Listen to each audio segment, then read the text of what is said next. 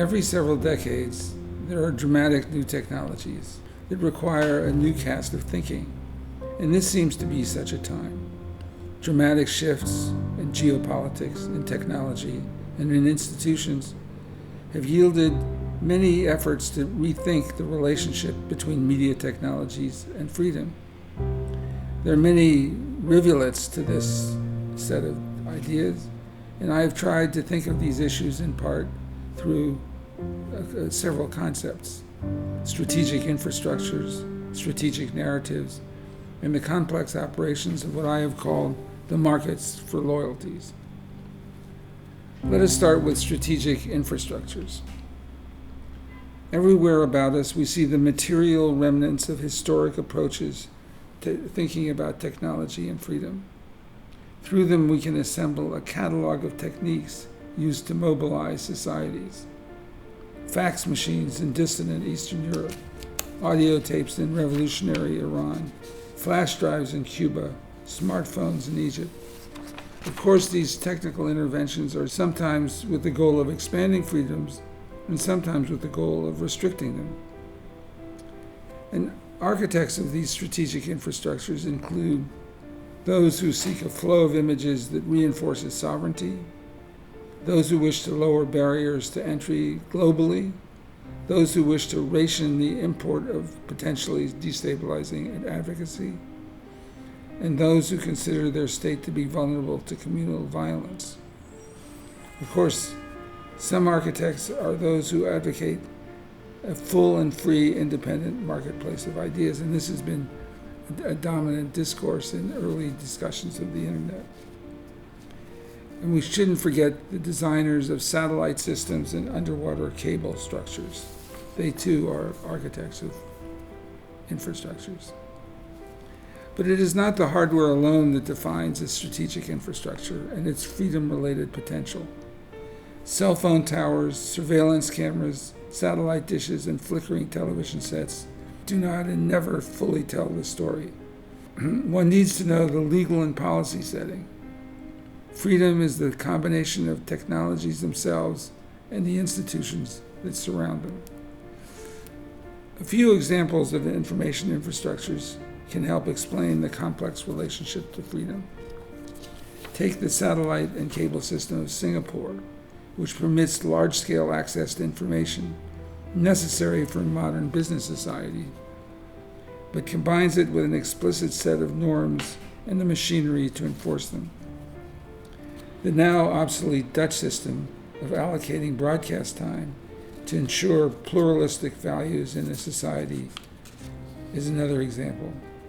And in more modern times, we have concerns with internet shutdown capabilities, as in Ethiopia and Cameroon and Kenya, and especially during election cycles.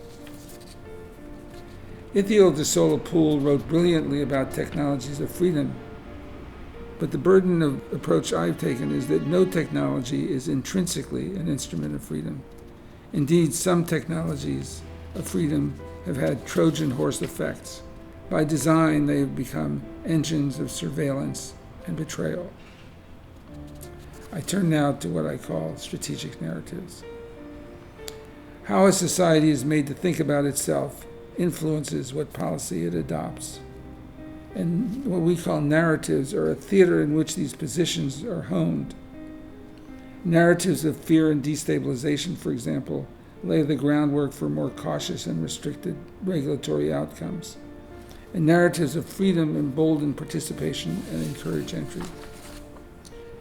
Here are some examples of creators of strategic narratives. The Freedom Online Coalition is a consortium of states that recognize the need for a narrative to foster adherence to a relatively strict regime of non-intervention in the regulation of social media. Ukraine developed a strategic narrative related to its own and Russian propaganda, and also related to Ukraine's use of technology to further some voices and restrict others. The EU seeks a bedrock narrative that will support its ongoing effort for internal strengthening and its capacity to advocate for freedom throughout the member states. But there's an important point I've learned about the political economy of strategic narratives and their relationship to freedom. What's worth examining is not only the operation of a single strategic narrative, like the narrative of the need for free and independent media, but the mix of narratives, their interaction, their changing patterns in production, and their relevance to our general theme of technology and freedom. For example, it has been a difficult time at the moment for narratives of freedom. In Europe, the idea of a liberal democracy has grown, often at the cost of institutions that were constructed precisely to advance pluralism, to advance the rule of law and independence, basic aspects of freedom. This is mirrored elsewhere in the world, including, for example, Myanmar, where promising narratives of freedom dimmed. And the impact of narratives turns partly on geopolitical trends. China and its Belt and Road Initiative gain a significant narrative focal point, much like the Marshall Plan of the late 1940s and 1950s, as that plan sought to further ideas of democracy and freedom in post-war Europe. Quite important in this analysis is the concerted attack that has taken place on the very engines of narrative that are most supportive of freedom. In the United States, the press, or major elements of it, are characterized as enemies of the people. In Russia and elsewhere, NGOs, often the backbone of civil society and instruments of freedom, are outlawed and harassed. Delegitimization has become a hallmark of narrative production, and computational propaganda has industrialized delegitimization.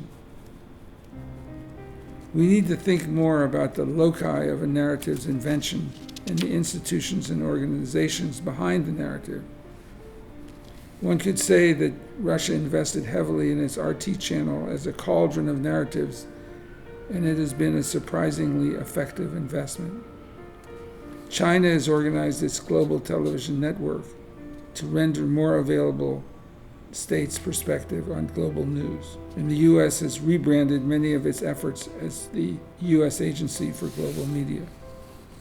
We have to distinguish, however, between what I might call freedom to produce narratives as opposed to the production of narratives of freedom.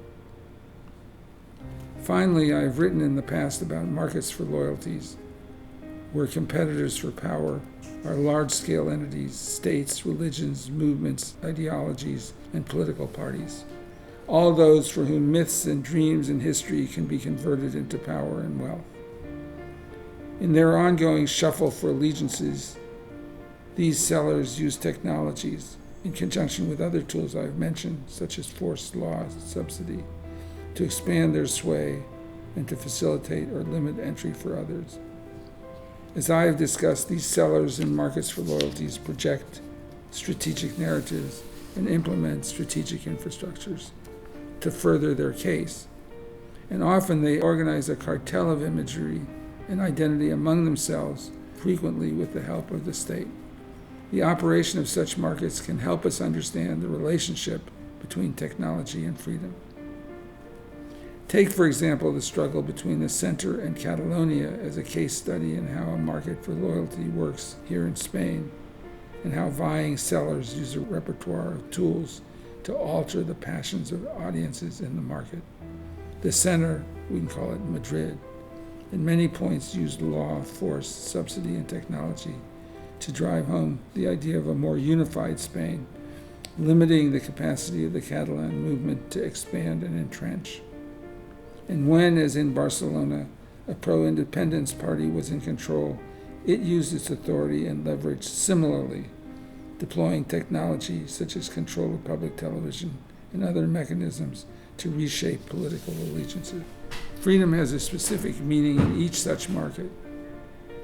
Yoni Sanchez turned simple flash drives into technologies of freedom to enable thousands of Cubans to read or watch what would otherwise be unavailable.